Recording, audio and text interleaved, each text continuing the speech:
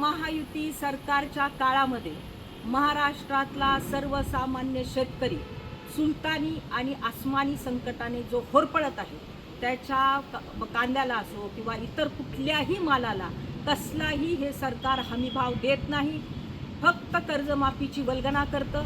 आत्ता 2 लाखाची कर्जमाफी करू आणि ते पण अटी आणि शर्ती लागू करू अशा प्रकारची जी या सरकारने वल्गना करून शेतकऱ्याच्या तोंडाला पानं पुसण्याचं काम केलं आहे, त्याचा विरोध म्हणून आमच्या पक्षाचे नेते आदरणीय रोहितदादा पवार साहेब हे पंढरपूरमध्ये विठुरायाच्या नगरीमध्ये अन्नत्याग आंदोलन करण्यासाठी आजपासून शेतकऱ्याच्या दैनंदिन जीवनामध्ये, त्याच्या आयुष्यामध्ये त्याची आर्थिक घडी नीट भरली पाहिजे, त्याच्या आयुष्यामध्ये बदल झाला पाहिजे, यासाठी अन्नत्याग आंदोलनाला बसलेले आहेत.